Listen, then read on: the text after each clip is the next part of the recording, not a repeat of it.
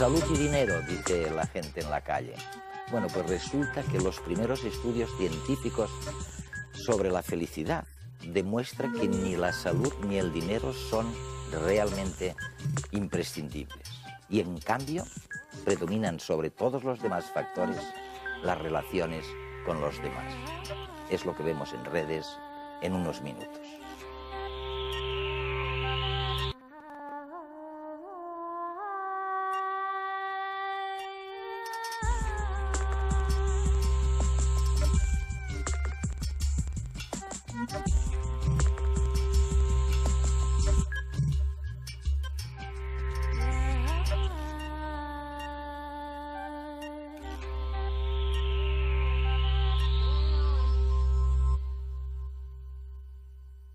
Miren por dónde, yo no sé si es porque ahora la vida se ha alargado tanto, 40 años casi de vida redundante una vez terminadas las funciones reproductivas, pero el hecho es que los científicos se han puesto a estudiar la felicidad.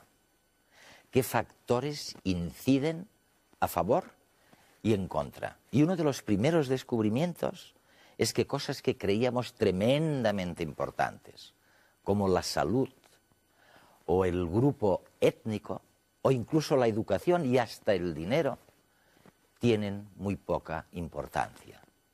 Y en cambio, les voy a dar la pista, la relación social, la pareja, el contacto con los demás, es absolutamente indispensable. Felicidad yo creo que es tener tus necesidades satisfechas. Un sueño imposible. ¿O no? Estar a gusto. Algo ilusivo, la verdad. Es algo que te creas tú o te lo deje de creer. Pues un estado de bienestar general, sin frío, sin calor, sin ninguna necesidad y con una sensación de todos los anhelos cumplidos. ¿Se puede aprender a ser feliz? Según la nueva psicología, la respuesta a esta pregunta es un rotundo sí.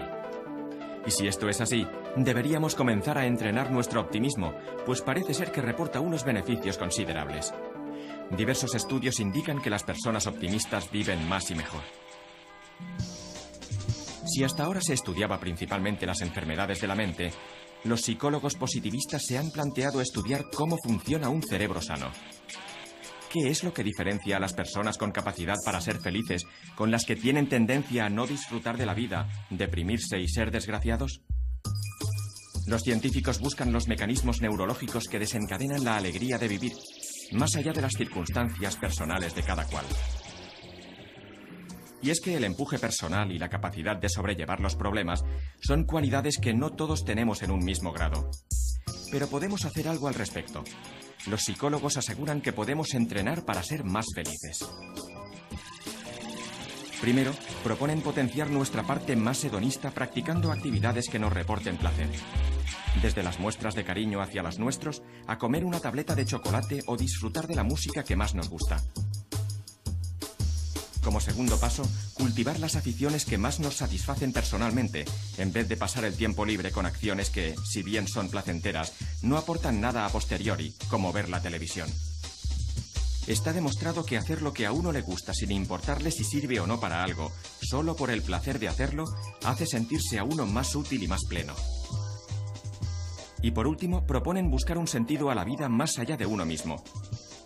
Estudios con diferentes comunidades indican que la gente que se siente parte de un grupo, ya sea un equipo de fútbol, una familia o una congregación religiosa, es más feliz. Martin Seligman es profesor de psicología en la Universidad de Pensilvania, en Estados Unidos. Con sus innovadores trabajos, Seligman ha contribuido a esclarecer las causas de la depresión. En la actualidad, es mundialmente famoso por ser el mayor impulsor de la denominada psicología positiva.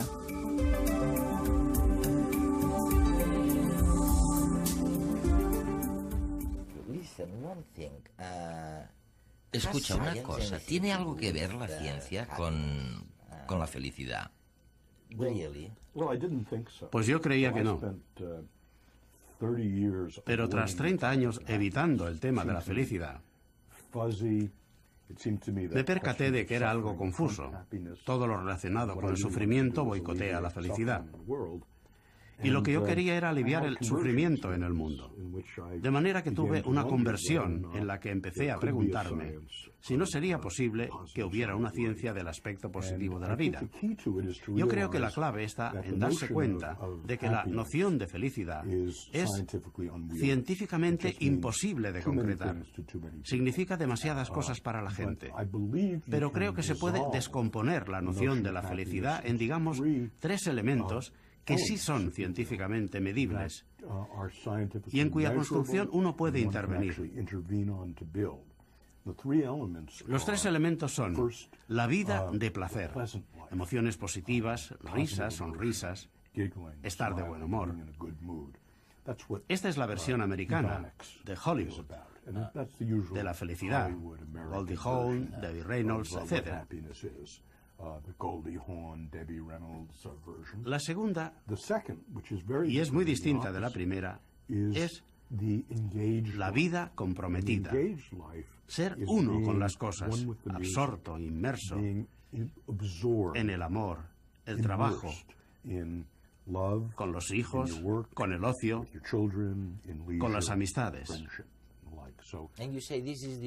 Y tú dices, eso es lo contrario. Es lo contrario y es muy interesante. Si estás completamente comprometido en todo lo que te he dicho y te pregunto, ¿qué tienes en la cabeza? La respuesta es, nada. Después de la conversación, es posible que digas que era divertido. Pero lo que quieres decir es que el tiempo se ha parado, que has perdido la conciencia. Y lo que en realidad creemos es que el motivo por el que esto ocurre cuando la gente está fluyendo, cuando están inmersos, es porque se necesita tal cantidad de atención, tal cantidad de recursos mentales, que todos los recursos se extraen de los sentimientos y el pensamiento y pasan a la acción. Pero, Martin, ¿no es extraño o paradójico que, bueno, a nosotros nos gusta decir que los humanos somos distintos del resto de los animales, en el sentido de que somos conscientes de nosotros mismos y luego, cuando intentamos ser felices, lo único que perseguimos es quitarnos de en medio la conciencia? Sí, creo que parte de la teoría de la ciencia de la felicidad, o de la teoría de que la única forma de felicidad es sonreír y reír y estar de buen humor, es que este tipo de felicidad a menudo tiene al yo involucrado. Pero hemos evolucionado para ser animales que fluimos, y este estar inmersos es algo que tiene una gran importancia evolutiva. Creo que es el estado que realmente construye un capital psicológico que luego durante la vida se puede ir gastando. Es decir, que cuando se fluye es una garantía de que se está creciendo, y esta es la segunda forma de felicidad que se puede investigar científicamente. ¿Y la tercera, entonces? La tercera es el sentido de la vida, y es la que tiene el mejor componente de inteligencia. Todo lo de las caras sonrientes y tal no tiene contenido intelectual. Aristóteles y Séneca ya pensaban que era una vulgaridad, y yo también lo pienso. Esta tercera está basada en el sentido de la vida, y creo que se trata de saber cuáles son los puntos fuertes y utilizarlos para pertenecer y servir para algo que crees que es mayor que tú. Es decir, que tenemos la vida agradable, la vida comprometida y la vida con significado, o la vida con sentido de la vida. Creo que son 3 nociones que científicamente se pueden contrastar y en las que el término difuso de la felicidad se puede descomponer. Si busca la felicidad, olvídese de un ascenso en el trabajo o de probar a jugar a la lotería. Está demostrado que en 3 meses, la alegría inicial desaparece y retorna a sus niveles anteriores de satisfacción con la vida, como si nada hubiese pasado. Una vez alcanzados los ingresos medios que le permitan cubrir las necesidades básicas, no tenga envidia de los más ricos, puesto que no son más felices que usted. Es solo pura apariencia. Pero tampoco se crea más afortunado que los habitantes del planeta de hace un siglo. A pesar de que disfrutemos de comodidades que ellos ni imaginaban, se declaraban igual de contentos que usted. Una vez descartado el dinero, olvídese también de estudiar una carrera o cambiar a un clima más soleado o a otra cultura. Ni la educación, ni el país, ni la raza influyen a la hora de ser feliz. ni siquiera un estado de salud óptimo se la garantiza. Así pues, ¿qué le queda? Si bien de la consabida trilogía salud, dinero y amor podemos eliminar los dos primeros términos, aférrese con entusiasmo al tercero. Este sí parece determinar nuestra alegría más duradera. El único elemento externo que diferencia a los más felices de los que no lo son es la intensidad de sus relaciones sociales y el tiempo que se pasa con los seres queridos.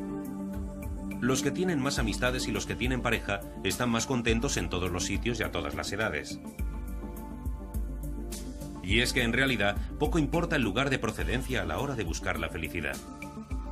Países tan diferentes como Portugal, Nigeria o Japón tienen índices de bienestar subjetivo muy parecidos. Lo que sí varía es la razón para ser feliz. Mientras que en países de cultura individualista como Estados Unidos, Alemania o Finlandia, la independencia y la autonomía son fuentes de felicidad, en otros, en que prima una tradición mucho más colectivista, como China, Pakistán o Argentina, lo importante es la felicidad del grupo al que uno pertenece.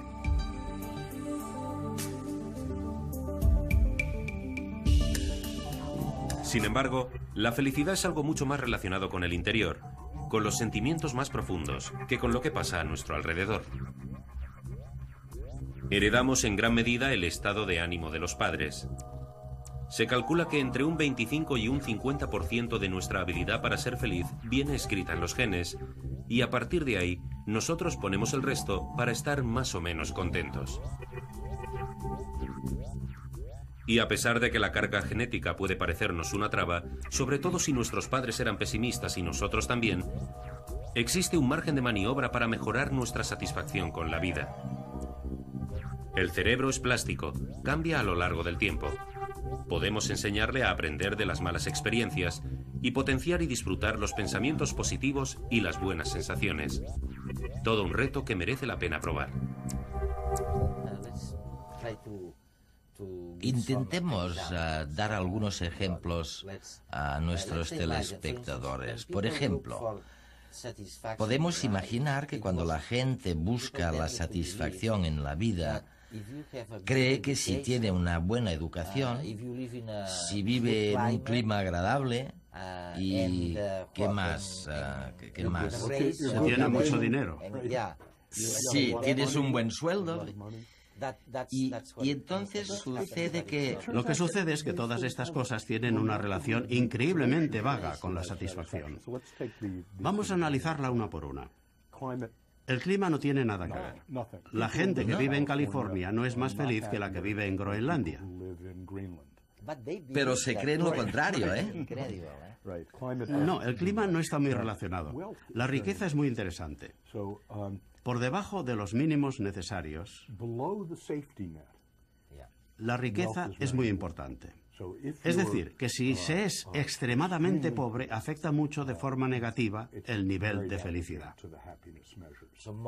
O sea que entonces el dinero da la felicidad. Sí, el dinero puede comprar la felicidad si se es extremadamente pobre. Pero una vez que se está por encima de los mínimos, y casi seguro que todos tus teleespectadores lo están, sucede que el aumento de riqueza tiene muy poca relación con el aumento de satisfacción con la vida. Para tu audiencia, si piensas que se pueden perder 3 fines de semana al año de estar con la familia, por ganar 8.000 euros no vale la pena, no debieras hacerlo.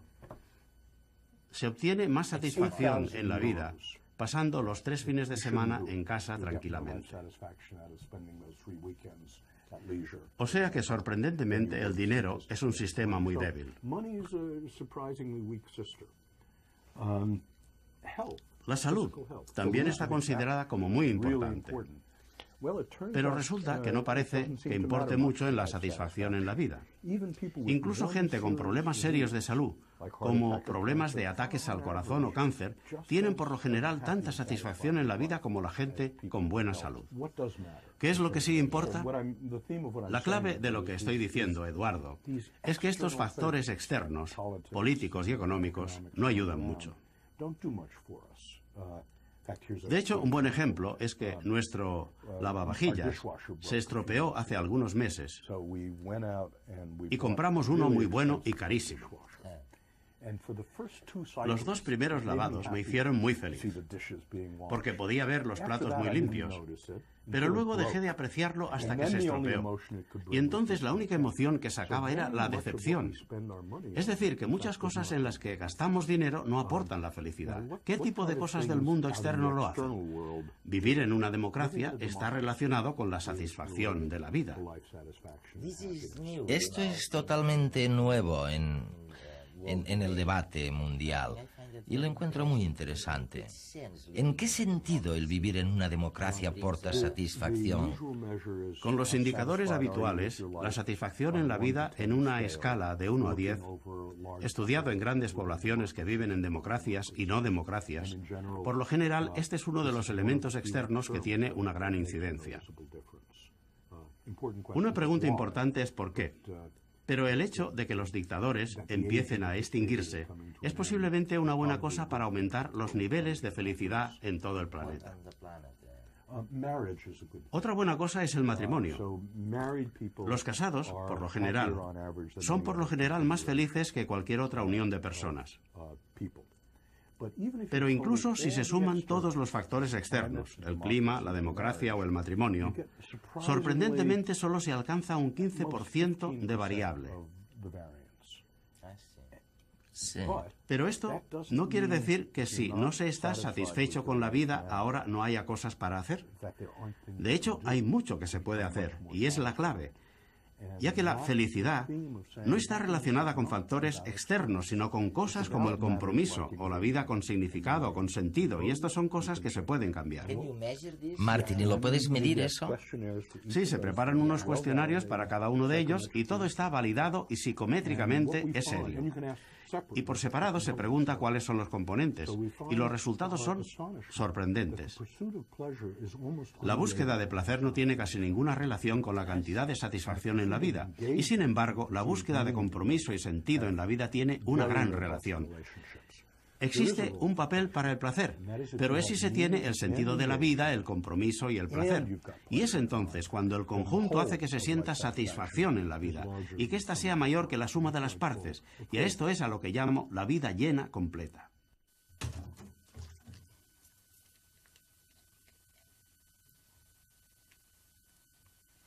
La psicología cada vez cuenta con métodos más sofisticados de estudio. Hoy en Redes vamos a ver un experimento que estudia los mecanismos no conscientes que nos ayudan a ser feliz. Las últimas tendencias en psicología apuntan a que el ser humano posee una especie de sistema inmunológico cognitivo que actúa en el campo emocional. Un dispositivo que se enciende sin darnos cuenta cada vez que nuestro estado de ánimo se derrumba y que nos empuja a estados de mayor bienestar. En la Universidad Complutense de Madrid, un grupo de psicólogos ha diseñado un sistema que estudia el funcionamiento de este mecanismo en diferentes personas. Los sujetos sometidos al test son inicialmente inducidos a un estado emocional de ligera tristeza. A continuación, se analiza hacia dónde dirige cada uno de ellos su mirada cuando se les muestra simultáneamente parejas de palabras, unas de carácter positivo y otras con una carga emocional negativa. Bueno, aquí tenemos una participante que acaba de entrar en el laboratorio. Previamente hemos hecho una prueba en la cual se le ha inducido un estado de ánimo depresivo, ligero, evidentemente no muy intenso, pero viene con un estado de ánimo relativamente bajo. Lo que efectuamos es en cada uno de los participantes un ajuste de luminosidad, de córnea y pupila, de tal modo que con estos dos parámetros nos permite una cámara que tenemos situada delante de ella, una cámara de infrarrojos, nos permite evaluar los movimientos que está efectuando en cualquiera de los ejes vertical y horizontal. Estos movimientos quedan reflejados en esta pantalla. La participante lo que está viendo ahora es una pantalla de ordenador, hay una cruz que está bajando, subiendo, y es justamente su ojo que se está moviendo en una dirección que ella prácticamente no es consciente de ello, pero que se está moviendo hacia arriba, hacia abajo, izquierda, derecha, y nos va a indicar hacia qué parte de la pantalla que está mirando está dirigiendo su atención. Una cosa interesante es que la gente cree que está mirando a un punto fijo, que no mueve su mirada, pero nosotros estamos dentro de un segundo, que dura cada una de las presentaciones de palabras. Hay 40 o 50 medidas de movimientos oculares, que son muy rápidos, que son como movimientos muy fugaces, pero que nos dan una idea muy precisa de hacia dónde se dirige la atención, que es en realidad lo que queremos medir. Nuestra idea es que si una persona bajo este estado de melancolía inducida, si se puede decir, dedica más tiempo a estímulos positivos, a imágenes positivas, a cualquier tipo de estimulación positiva, sería una prueba de que está intentando, incluso sin ella saberlo, sin ser consciente de ello, está intentando regular su estado de ánimo, está intentando encontrar mecanismos, estrategias que le permitan otra vez volver a un punto de partida inicial de un estado de ánimo más normal. Una de las hipótesis que tenemos es que las personas con depresión y personas que tienen ya dificultades crónicas para mantener un buen estado de ánimo, en parte quizás este estado de ánimo se deba a una dificultad que tienen, por ejemplo, atencional, para situar sus capacidades, sus recursos atencionales en elementos positivos. Cuando aparece una palabra negativa y una positiva, sistemáticamente se va hacia la negativa y no puede desengancharse de ella. Es decir, tienen problemas para desengancharse de la información negativa. De modo que parte, no todo, pero parte de nuestra dificultad a veces que tenemos para modificar nuestro estado de ánimo, y especialmente estas personas que parecen tener una dificultad importante, crónica, tenga que ver de algún modo con esta cierta incapacidad o cierto déficit para autorregular su estado de ánimo a través de procesos cognitivos, procesos mentales. Existe una paradoja en tus escritos, bueno, en lo que piensas. Por una parte dices que hay algo que se puede hacer para mejorar la satisfacción en la vida. Ok. Y por otra parte, dices que, oiga, lo siento mucho, pero no existe una fórmula, ¿sabes? Eduardo, ahora todo mi trabajo lo centro en la cuestión de si existen posibles intervenciones duraderas que pueden hacer a la gente más feliz. Antes se creía que no las había, que no se podía, que sucede como con la cintura, que hay un condicionante biológico que te hace ser como eres, así es como se pensaba. Pero he pasado una gran parte de mis primeros 30 años de académico probando fármacos y psicoterapias y test aleatorios para ver si hay intervenciones que reduzcan la depresión de las personas. Y ahora he pasado los últimos 7 años preguntándome si hay algo que pueda hacer que las personas sean de forma duradera más felices. Y la respuesta es sí, y te daré algunos ejemplos. Vamos a ver algunos de estos ejemplos. Vamos a verlo una por una. ¿Recuerdas que he dicho que teníamos la vida agradable, que es tener más emociones positivas, la vida comprometida, que es tener más flujo en la vida, y el sentido de la vida? Vamos a verlas una por una. Para la emoción positiva, el ejercicio para esta noche es que antes de irte a la cama hoy y durante los próximos 7 días, tienes que escribir 3 cosas que han ido bien durante el día y el por qué han ido bien. Eso es todo. Y el resultado es que es algo contagioso. Y una vez que se ha acabado el ejercicio, se sigue haciendo. Y a los 6 meses, la gente que hace esto está mucho menos deprimida y mucho más feliz. Esta es una intervención muy simple que funciona. Según nuestros datos, se ha demostrado que tiene para la depresión un efecto mayor que la terapia cognitiva y que la medicación. El segundo ejercicio está relacionado con las fuerzas y con la fuerza del agradecimiento.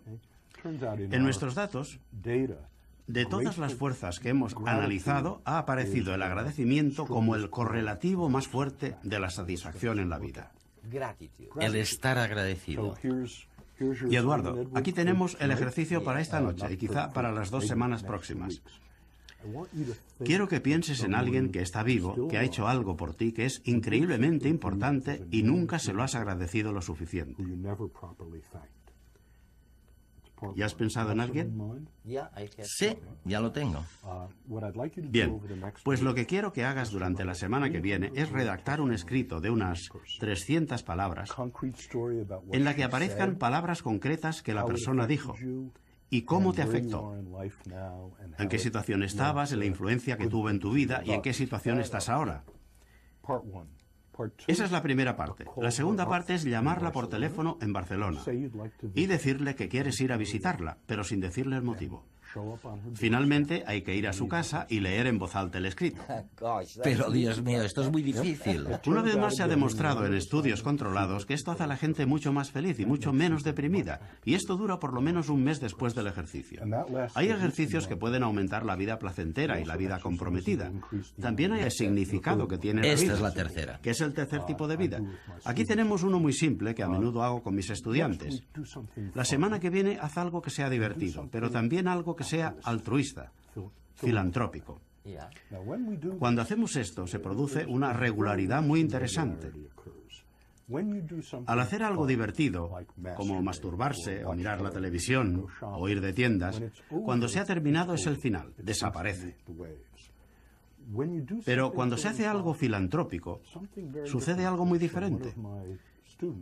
Con uno de mis estudiantes sucedió que su sobrino necesitaba unas clases particulares de aritmética y le llamó por teléfono.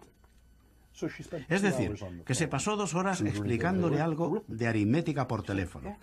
Y dijo que después de esto se sintió mejor durante el resto del día. Decía que podía escuchar mejor a la gente, estaba más dulce y que la gente lo quería más.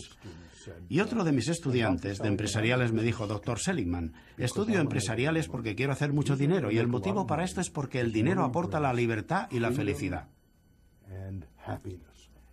Y me quedé muy sorprendido porque yo mismo me sentía bien al poder ayudar a una persona en lugar de ir de compras.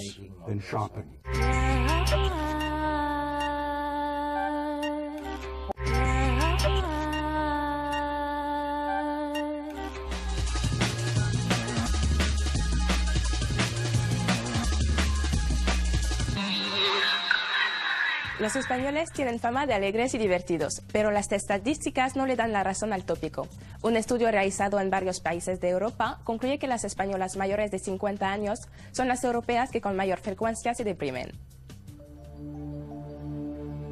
Durante varios años se ha analizado la situación socioeconómica y sanitaria de más de 22.000 personas mayores de 50 años y originarias de 10 Estados miembros de la Unión Europea.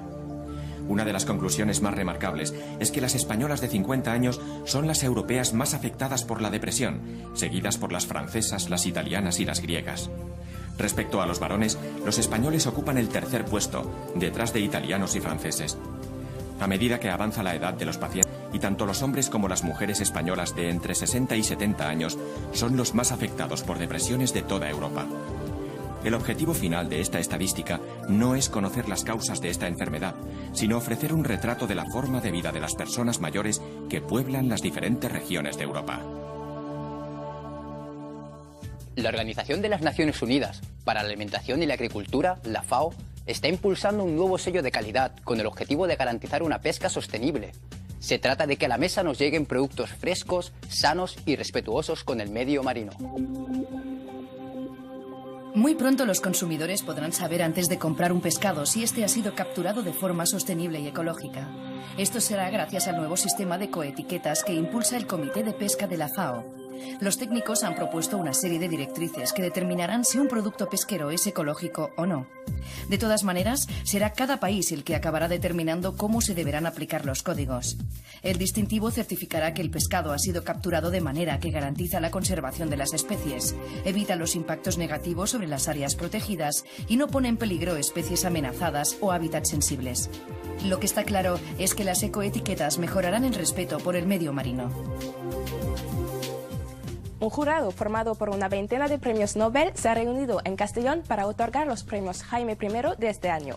En total son 6 galardones destinados a promocionar la investigación y el desarrollo científico en España. En total, se han presentado más de 200 candidatos de diferentes universidades y entidades españolas. Durante una semana, Castellón ha acogido a los mejores especialistas mundiales en diversos campos con el objetivo de deliberar en torno a los candidatos para recibir los premios Rey Jaime I en sus 6 especialidades: investigación, economía, medicina clínica, medio ambiente, nuevas tecnologías y urbanismo, paisaje y sostenibilidad.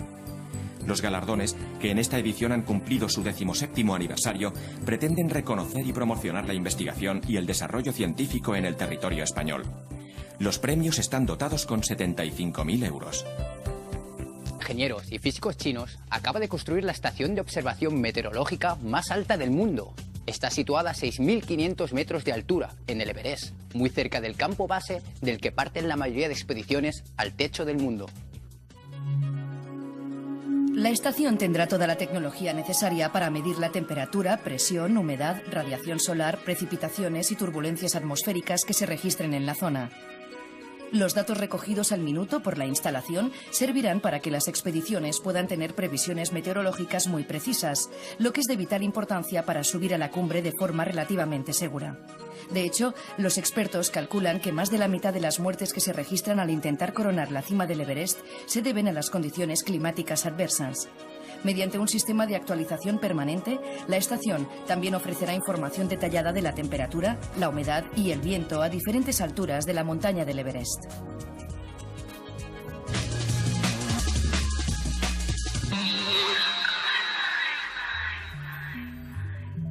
Un optimista es un pesimista mal informado. O no soy pesimista, soy realista. Son afirmaciones muy enraizadas en nuestro pensamiento.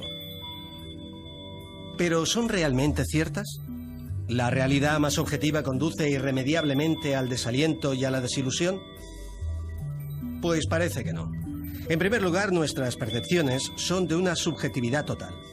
La vieja prueba de la botella llena hasta la mitad ilustra perfectamente cómo el temperamento de la persona moldea su perspectiva de las cosas. Y ante la botella de la vida pasa lo mismo. Curiosamente, lo que dicen los estudios es que las personas optimistas analizan los aspectos negativos de las cosas mucho más que las pesimistas los aspectos positivos. Así pues, el optimista es siempre más realista. En este sentido, la depresión podría considerarse como el ejemplo extremo de pesimismo, aunque hay que tener en cuenta que eso ya no es temperamento, sino enfermedad. Hay posturas pesimistas generales que en el fondo reflejan miedo a una visión positiva. Basta citar frases muy comunes. Si me dejo llevar por el optimismo, seguro que me desilusiono. O pensar positivo es engañarse a uno mismo. Quienes las adoptan tienden a distorsionar negativamente los hechos. Porque no son nuestras ideas las que nos hacen optimistas o pesimistas, sino que es nuestro optimismo o pesimismo el que las modela. Los optimistas confían más en encontrar soluciones, por lo que perseveran con más tesón. La sensación de que controlan las circunstancias también les ayuda a mantener el equilibrio emocional. Y se enfrentan y ponderan mejor todas las situaciones porque antes de tomar decisiones sopesan tanto los aspectos positivos como los negativos, mientras que los pesimistas se limitan a ver únicamente los negativos. Ahora los psicólogos están convencidos de que el poder reparador del optimismo ante la adversidad es independiente de la edad, el sexo, la inteligencia, el nivel de formación o los recursos económicos. Y afirman que la confianza en uno mismo, la interpretación positiva de los sucesos y sobre todo la esperanza nos protegen de los efectos nocivos de los infortunios. Esta psicología positiva estudia los rasgos del carácter que ayudan a las personas a sentirse bien. Se investigan los ingredientes de las mentes saludables. Los científicos de la mente del nuevo milenio no solo se preocuparán por corregir lo peor de la condición humana, también se dedicarán a identificar y a promover lo mejor. No se trata de reinventar nada. En el ser humano están presentes muchos de los mecanismos que contribuyen al bienestar. Solo se trata de aprender de lo que hace la gente sana para hacer de eso algo más científico que destile conocimiento. Parece que solo existe un caso en el que los pesimistas salen mejor parados que el resto. Son los abogados. Exactamente, los abogados. He estudiado unas 30 profesiones diferentes para ver la relación entre el optimismo y el éxito. Y solo hay una en la que los pesimistas tienen más éxito, y son los abogados. Lo que hicimos es tomar a toda una clase de primero de la Facultad de Derecho, de una de las universidades más importantes de Estados Unidos. Les hicimos pruebas de optimismo y pesimismo, y les preguntamos 3 años más tarde quiénes habían aprobado, quiénes eran los mejores y quiénes habían conseguido el mejor trabajo. Y es la única profesión que hemos encontrado en la que los pesimistas tienen una actuación mejor que los optimistas. Y creo que el motivo está muy claro. En los Estados Unidos, para ejercer como abogado, hay que imaginarse la peor catástrofe que le podía haber sucedido a tu cliente. Ocurre lo mismo en todas partes. Deben ser capaces de encontrar los monstruos debajo de la alfombra. Y la elección de los abogados es por su pesimismo. Esto está muy bien para ver la parte de la vida que es menos probable y para imaginarse las catástrofes. Pero, desgraciadamente, todo el mundo se lleva el pesimismo a casa. De manera que el mismo abogado que puede pensar en una catástrofe que podría haber ocurrido y que hace ganar el caso, piensa que la mujer es infiel, o que la vida no es justa, o que su empresa está quebrando, o que la vida no tiene sentido. O sea, que el índice de depresiones, suicidio y divorcios entre los abogados es el más alto de los Estados Unidos, pese a que es la profesión mejor pagada. En la actualidad, las empresas tienen un presupuesto más elevado para mantener a los abogados en la empresa que para contratarlos. Mi secretaria trabajaba como abogada. Eres uno de los primeros psicólogos que habla de la importancia del carácter, de la forma básica de ver las cosas. ¿En qué manera? Exactamente, ¿qué es lo que quieres decir? Cuando estudié la vida de placer, la hedonista, estaba claro que había atajos para alcanzarla. Por ejemplo, se puede tener más placer en la vida tomando drogas, o ir de compras, o ver la televisión. Pero cuando pensé con la vida comprometida, el estar completamente absorto, como lo estamos ahora nosotros en esta conversación, estaba claro que no había atajos para poder alcanzarla. No existe ninguna droga que pueda inyectarte para hacer que estés más comprometido conmigo. Es entonces cuando empecé a pensar en la noción del carácter como algo positivo. Y lo que se convirtió en mi teoría es que cuando se saben cuáles son los puntos fuertes y se aplican al trabajo, con la gente que quieres, con el amor, con el ocio, con los hijos, con la amistad, lo que se obtiene es más compromiso. Déjame que te dé un par de ejemplos. Es muy interesante en personas a las que no les gusta su trabajo, que lo encuentran tedioso y aburrido, justo lo contrario que nosotros a quienes nos encanta nuestro trabajo. La diferencia es que tú y yo fluimos cuando trabajamos, pero ¿qué se puede hacer cuando se tiene un trabajo tedioso para conseguir más compromiso? Bueno, voy a darte uno de los cientos de ejemplos que existen. Una señora que había trabajado conmigo y que ahora trabajaba poniendo las compras de un supermercado en bolsas, trabajaba en esto y no le gustaba. Trabajamos juntos sus puntos fuertes y se dio cuenta de que su punto fuerte era la inteligencia social. Y decidió que además de poner las compras en bolsas, haría que el intercambio que tenía el cliente con ella sería el momento social más especial del día de cada cliente con el que trataba. Es decir, que aprovechó su punto fuerte y lo utilizó constantemente en su trabajo. Y transformó su trabajo de ser físicamente laborioso y aburrido en un trabajo que le encantaba. El algoritmo general aquí es que si se pueden encontrar cuáles son los puntos fuertes y se utilizan de una forma nueva con la gente que quieres, con el trabajo, con las amistades, con los hijos, lo que se obtiene es una vida más comprometida. Yo creo que sí. La verdad es que no me puedo quejar en absoluto. No me lo suelo preguntar. No me lo suelo preguntar. En el momento que me lo preguntes, sé que no lo soy. Yo sí, ahora mismo sí. Mucho. Siempre lo he sido, además, yo creo. La gente es muy sabia. Cuando se pregunta a la gente qué felicidad tienes de 0 a 10, lo primero que te dice es qué tontería de pregunta me haces, pero enseguida responde. 8. Todo el mundo responde rápidamente sobre la felicidad, en parte porque somos expertos en felicidad. La felicidad no teórica o no general, pero sí nuestra felicidad. He tenido buenos ratos, pero no puedo decir que haya sido feliz siempre. Todos sentimos emociones y queremos ser siempre felices, pero pensemos, ¿para qué sirven las emociones? ¿Qué es lo que hacen en los mamíferos? Sabemos que, por ejemplo, las emociones están reguladas por las partes más primitivas de nuestro cerebro, las partes que compartimos con todos los otros mamíferos, e incluso con otros animales no mamíferos. Las tendencias actuales en biología y psicología evolutiva consideran que las emociones son un sistema de guía para el organismo, para aproximarse o evitar un estímulo del mundo. Las emociones son una especie de brújula que orienta en una cierta dirección, pero una brújula que siempre marca el norte no sirve para nada. Si las emociones siempre están en felicidad, dejan de servir de guía útil del estado de cambio del mundo.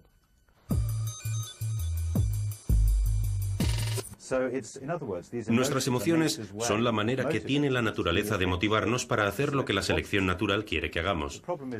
El problema es que ahora podemos incluso burlar a la naturaleza. Somos más inteligentes y más avanzados tecnológicamente, por lo que podemos encontrar atajos hacia la felicidad.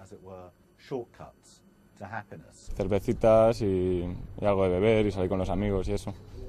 O sea, prefiero gastarme el dinero en viajar, que es lo que me parece que más enriquece a una persona. El viajar y el contacto con otra gente de otros sitios. No me suelo comprar cosas, si acaso tomar algo de chocolate. ¿Existe algo en el mundo exterior que podamos ingerir y que reducirá el estrés? La respuesta la conocemos todos. Sí, hay todo tipo de cosas. Tenemos las drogas, el alcohol. Hay cosas de este tipo y son buenísimas para la reducción del estrés. La heroína, la cocaína. El problema es, por supuesto, que estas cosas se pagan caras. Este es el problema, porque la naturaleza, la selección natural, dispone nuestro cerebro para que, por lo general, si queremos ser felices, tengamos que hacer aquello que resulta beneficioso para nuestros genes.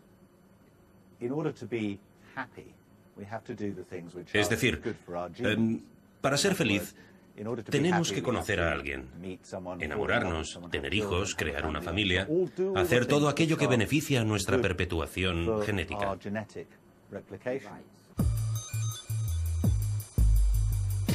Hablaría un poco del sistema económico, que es el que prima y creo que es el que más infelices hace a la gente. Somos muy competitivos y eso tiene una parte positiva, pero tiene una parte horrenda. Vamos a ser mejor que el de al lado y eso siempre es malo. Las jerarquías están como detentan el poder durante el máximo tiempo posible, que les es posible a ellos, y parece que les hace feliz el realmente machacar a los que tienen por debajo. Hace 20.000 años los humanos inventaron la agricultura y antes de eso se habían pasado el resto de la historia como cazadores-recolectores. Y la mayoría de estudios demuestran que las sociedades de cazadores-recolectores son extremadamente igualitarias y que cuando creamos la agricultura inventamos también los excedentes de alimentos y las personas que querían controlar los excedentes. Implantamos las jerarquías. Fue entonces cuando los humanos inventamos la pobreza, inventamos una forma de subyugar a los primates de una manera que no se había dado antes. Hemos ideado un sistema que aplasta a la gente. Hace un momento hablábamos de la diferencia entre la vida de placer y la vida gratificante. Y hay una anécdota fantástica que me fascina. Es la historia de un lagarto que alguien encontró y se lo llevó a su casa como mascota, ¿no? Al profesor de la universidad, Dr. Julian James, le habían regalado un lagarto mexicano como mascota de laboratorio. Y el lagarto se estaba muriendo porque no podíamos entender qué alimentación darle. Matamos moscas, pero no le gustaban. Hicimos una mezcla de mangos y papayas, pero tampoco se lo comía. Le ofrecimos una comida china y tampoco. El lagarto estaba atontado. Un día Julian entró y le ofreció al lagarto su comida, que era un sándwich de jamón. Y el lagarto siguió como estaba. Julian continuó su trabajo y a la hora de la comida abrió el New York Times y cuando había acabado la primera parte la dejó encima del sándwich de jamón. Y fue entonces cuando el lagarto, que estaba al otro lado de la habitación, vio esto, se levantó, caminó hasta la mesa, saltó e hizo pedazos el New York Times y se comió el sándwich de jamón. En esta anécdota hay un mensaje importantísimo, y es sobre los atajos. Los lagartos, este tipo de lagarto, ni comen ni copulan a menos que hayan usado los puntos fuertes más importantes que les ha dado la evolución. Y nosotros también somos así. No creo que podamos tener gratificación por atajos. O sea que no existen los atajos. Se trata de un largo proceso. Creo que todo el mundo tiene un tipo de fortaleza, un conjunto de puntos fuertes personales, y una vez sabemos cuáles son, es muy fácil ponerlos en uso. De manera que, por ejemplo, Eduardo, yo soy malísimo con la conversación tonta, y uno de mis puntos fuertes es que me encanta aprender cosas. Y cuando tengo que ir a una fiesta y alguien quiere hablar del tiempo, si puedo de alguna manera cambiar la conversación hacia la enseñanza y lo que me gusta enseñar, entonces me lo paso de maravilla. Y de la misma manera creo que todo el mundo tiene puntos fuertes personales, característicos, y la forma de tener una vida más comprometida y con más significado es cambiar, rediseñar lo que hacemos para poder utilizar esos puntos fuertes en la vida todo lo que se pueda. Mientras estabas hablando, estaba pensando, oye, ¿cuán lejos está todo esto de la idea de la psicología freudiana, que todo estaba basado en la infancia, ¿no? Cuando se da a entender que la forma en que nos comportamos es porque odiamos al padre o a la madre, o porque... Oye, pero tú estás en el otro extremo, ¿no? Casi. Hay cosas de Freud que tomo muy seriamente, pero lo de la niñez creo que está sobreestimado. Hace 40 años pensaba de forma diferente. Pero... De manera que estoy equivocado. Cuando les digo a mis hijas, al referirme a mis nietas, a sus hijas, oye, vigilad hasta que tengan 7 años, porque lo que pase después ya... Hay muchas cosas que son importantes en la infancia, como el sentir una seguridad hacia los padres. Pero, en general, creo que un ejemplo perfectamente compatible, que creo que se puede comparar con lo que sabemos sobre el desarrollo, es que nacimos ayer. Es decir, se pueden cambiar muchas cosas de forma radical cuando somos adultos. Y si, por ejemplo, tomamos el ejemplo de la señora del supermercado que ponía las compras en bolsas, se puede cambiar el trabajo de algo que uno odia. Ella no podía aguantar hasta las 5 de la tarde para irse, y a los 35 años, gracias a una pequeñísima receta, eres una persona con una gran inteligencia social. ¿Cómo se puede cambiar el trabajo para utilizar más la inteligencia social? Se puede hacer. No importa si en la niñez uno ha sido maltratado o privilegiado o lo que sea. Solo hay que descubrir que se puede pasar mucho mejor ayudando a otra persona que si se va de compras. Se puede cambiar la vida a los 50 años ayudando a otras personas. ¿Qué sucede en nuestro cerebro cuando nos sentimos felices? Esta parece ser una de las claves a la hora de encontrar la tan buscada fórmula de la felicidad. El secreto parece estar en unas hormonas llamadas endorfinas. Las endorfinas son hormonas peptídicas producidas en nuestro cerebro. En concreto, se segregan en la glándula pituitaria y el hipotálamo. Se podría decir que son la morfina de nuestro cuerpo, ya que producen analgesia y sensación de bienestar. Además, influyen directamente en la producción y acción de muchas otras hormonas. Están implicadas en la sensación de hambre, en la producción de hormonas sexuales y en el estado de nuestro sistema inmune. Aún no se sabe muy bien cómo funcionan. Lo que es seguro es que forman parte de las vías de recompensa del cerebro y estimulan la producción de dopamina. Nuestro cerebro produce endorfinas en respuesta a las sensaciones agradables. Escuchar música,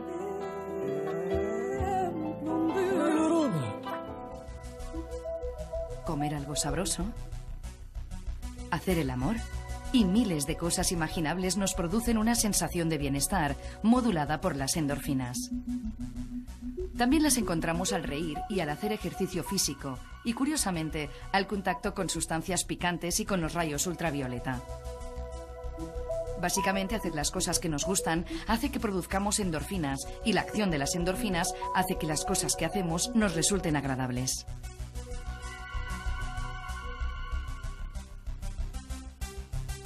En esta pescadilla que se muerde la cola está basada la psicología positiva.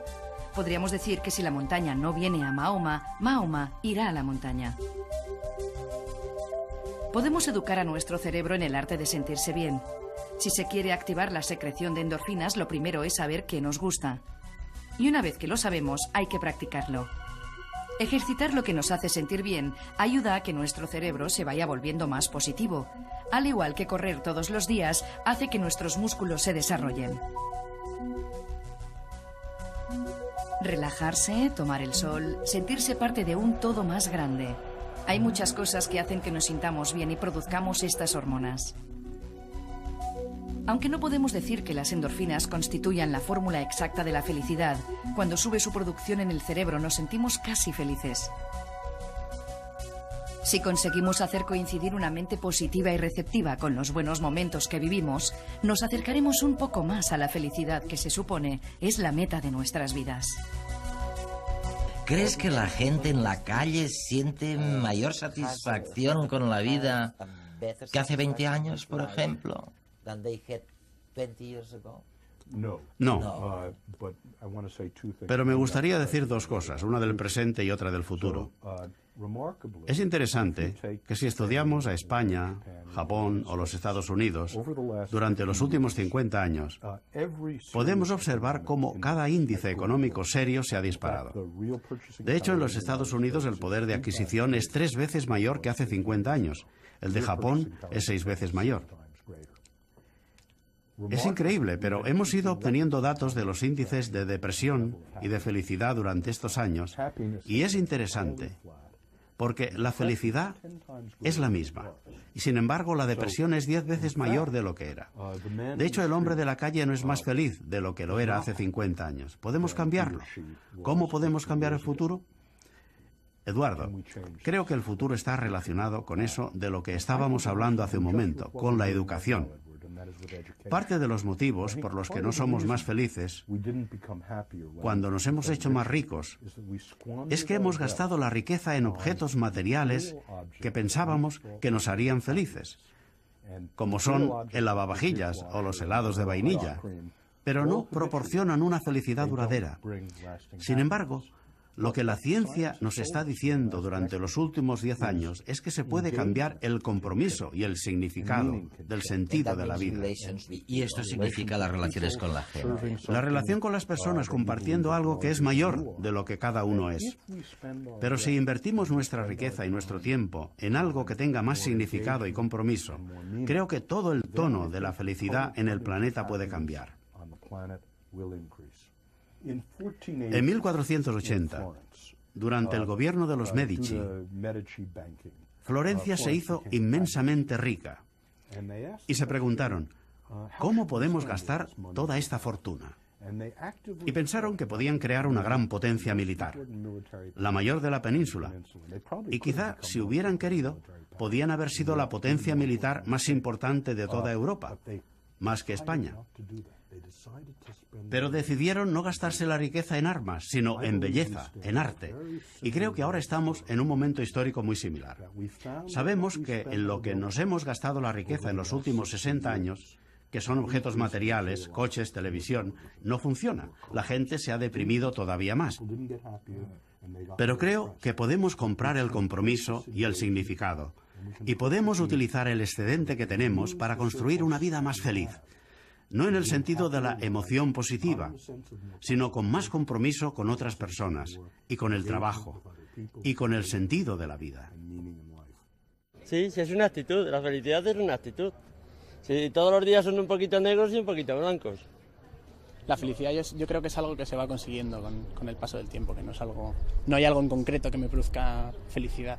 Para mí lo principal es el entusiasmo en las cosas, como decía Bernard Russell, que lo leí el otro día.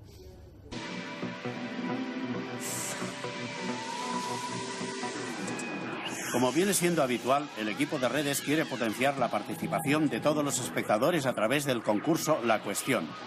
En la presente edición os pedíamos que respondieseis de forma argumentada a la pregunta: ¿qué creencia popular puedes demostrar que es falsa? Una vez cerrado el plazo de presentación de los artículos, hemos recibido cientos de textos que están siendo valorados por un jurado formado por 4 científicos de primera línea. Conoceremos su veredicto en el programa del próximo 29 de junio. El ganador recibirá un ordenador Toshiba y nos expondrá las ideas principales de su respuesta.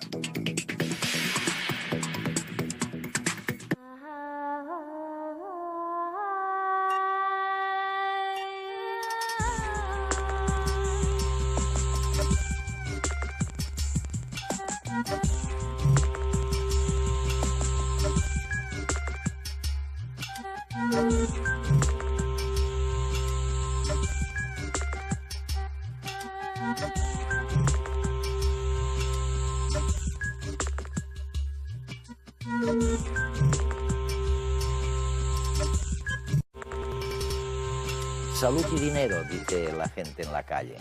Bueno, pues resulta que los primeros estudios científicos sobre la felicidad demuestran que ni la salud ni el dinero son realmente imprescindibles. Y en cambio, predominan sobre todos los demás factores las relaciones con los demás. Es lo que vemos en redes en unos minutos.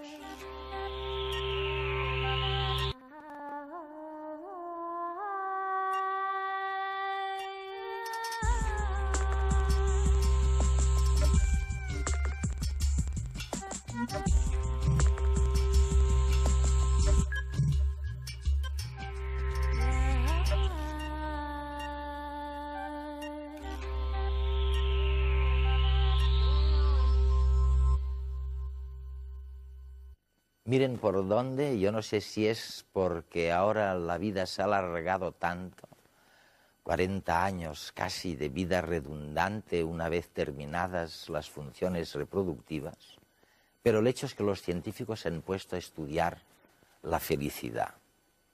¿Qué factores inciden a favor y en contra? Y uno de los primeros descubrimientos es que cosas que creíamos tremendamente importantes, como la salud, o el grupo étnico, o incluso la educación y hasta el dinero, tienen muy poca importancia.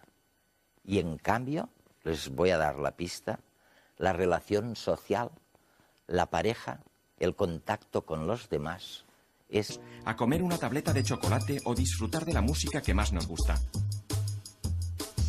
Como segundo paso, cultivar las aficiones que más nos satisfacen personalmente, en vez de pasar el tiempo libre con acciones que, si bien son placenteras, no aportan nada a posteriori, como ver la televisión. Está demostrado que hacer lo que a uno le gusta sin importarle si sirve o no para algo, solo por el placer de hacerlo, hace sentirse a uno más útil y más pleno. Y por último, proponen buscar un sentido a la vida más allá de uno mismo. Estudios con diferentes comunidades indican que la gente que se siente parte de un grupo, ya sea un equipo de fútbol, una familia o una congregación religiosa, es más feliz. Martin Seligman es profesor de psicología en la Universidad de Pensilvania, en Estados Unidos. Con sus innovadores trabajos, Seligman ha contribuido a esclarecer las causas de la depresión. En la actualidad, es mundialmente famoso por ser el mayor impulsor de la denominada psicología positiva.